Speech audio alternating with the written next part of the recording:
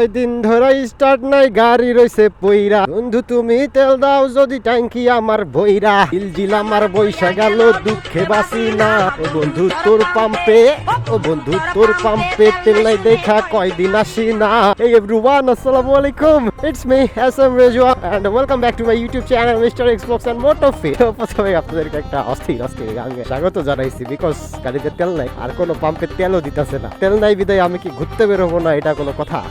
আমার গাড়ি ভাই ওই যে তেলের নিঃশ্বাসে চলে, তেলের গন্ধে চলে। তো যাই হোক, সবাই কেমন আছেন? আশা করি সবাই অনেক ভালো আছেন। আলহামদুলিল্লাহ আমিও ভালো আছি। তো ঈদের পরে যে ট্যুর দিলাম চাঁপাইনবাবগঞ্জের ট্যুর, সেটা আপনাদের কেমন লাগলো অবশ্যই আমাকে এই কমেন্টে জানাবেন সবার কেমন লেগেছে। সোলো একটা ট্যুর দিলাম, ভালোই লাগলো। এখন আজকে আপনাদের সাথে আমার এই এক্সপিরিয়েন্স শেয়ার করি। যদিও আমি সেদিন অনেক ভিডিও করছি, আমি এডিটিং এ এসে দেখি নেবো আর কি বাদ দেবো, ওই জন্য অনেক কিছুই বাদ দিছি, অনেক কিছু বাদ দিয়ে হচ্ছে কাটসাট করে ভিডিওটা দিছি। আর গাড়ি তো আজকে একদম হচ্ছে ওই যে ভদ্র মোতাবেক গাড়ি চালাইতেছি, কাপের উপর কোনো প্রেশার নাই, যত স্মুথ চালানো যায়।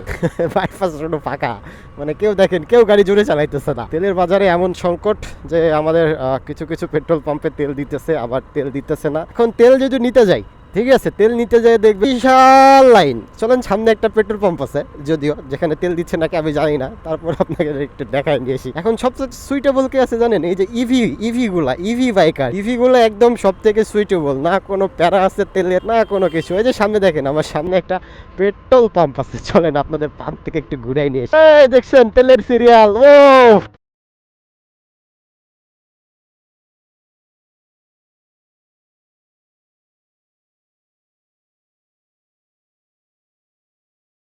এই দেখেন, এই ভাই আর কি তেল শেষ, ঠেলা নিয়ে যাইতেছে। জানি না ভাই, তেলের বাজারে প্রচুর সংকট। আর এরকম তেল তুলতে আসলে মনে করেন এরকম বিশাল সিরিয়াল। এখানে মোটামুটি হাতে 1.5-2 ঘন্টা সময় নিয়ে আসতে হবে। আর তেল দিতেছে মাত্র 200 টাকার কিংবা 100 টাকা। এখন 200 টাকার তেল নিলাম, নেওয়ার পর আবার 2 দিন পর আবার সিরিয়াল ধরলাম। আজকে আকাশটা কেমন জানি একটু মেঘলা, কিছুক্ষণ আগে হচ্ছে বৃষ্টি হয়েছে, আবহাওয়া অনেক ঠান্ডা, তো ভালোই লাগতেছে। যদিও তেল সংকট, বেশি ঘোরা যাবে না বলতে পারি। এবার ঈদের মনে করেন যে অনেকে বান্দরবন, সাজেক, খাগড়াছড়ি বিভিন্ন জায়গায় হচ্ছে ট্যুরে গেছে। এই যে যারা ট্যুরে গেছেন তাদের কি অবস্থা হয়েছে ভাবেন। অনেকে ফেসবুকে দেখতেছি তেল পাইতেছে না, রাস্তায় শুয়ে আছে, অনেকে গাড়ির উপর বসে আছে, কি একটা অবস্থা।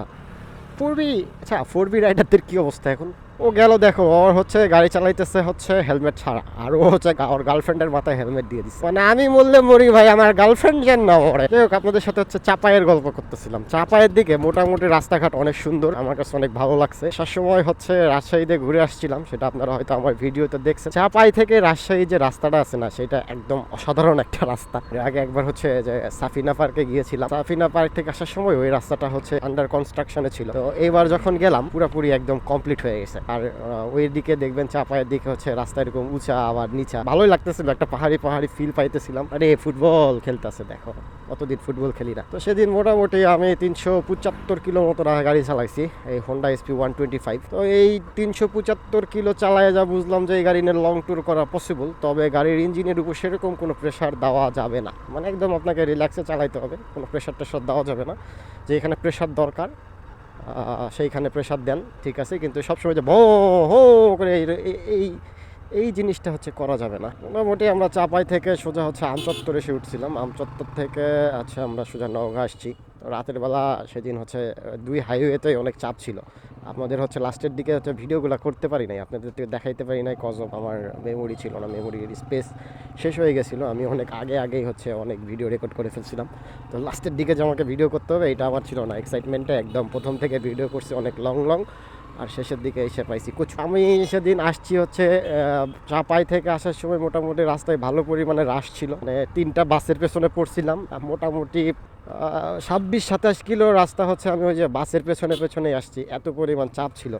এমনিতে তো ঈদের 3য় দিন রাস্তায় মোটরসাইকেলের চাপ ছিল অনেক বেশি, আর বাসের বাসগুলা অনেক মানে দুর্ধর্ষ গতিতে চালাইতেছিল। খুব মানে কি বলবো, সোলো একটা রাইডে গেছি, নিজের কাছে একটু ভয় লাগতেছে। আর আমার সন্ধ্যাও লেগে যাচ্ছিল। আর ফগ লাইটটা যেটা আমার গাড়িতে ইনস্টল করা আছে, ওইটাতে মোটামুটি ভালোই পারফরমেন্স পাচ্ছিলাম, বাট তারপরেও হচ্ছে কিছু জায়গায় একটু প্যারাই খাইতেছিলাম। তো ঠিক আছে, আজকের ভিডিওটা এখানে শেষ করে দিচ্ছি। আজকের ভিডিওটা অনেক শর্ট, আপনাদের সাথে জাস্ট একটু গল্প করলাম, এতটুকুই, যেহেতু গাড়িতে তেল নাই। ঠিক আছে, সবাই ভালো থাকেন, সুস্থ থাকেন, আবার কথা হবে ইনশাল্লাহ। আল্লাহ হাফেজ।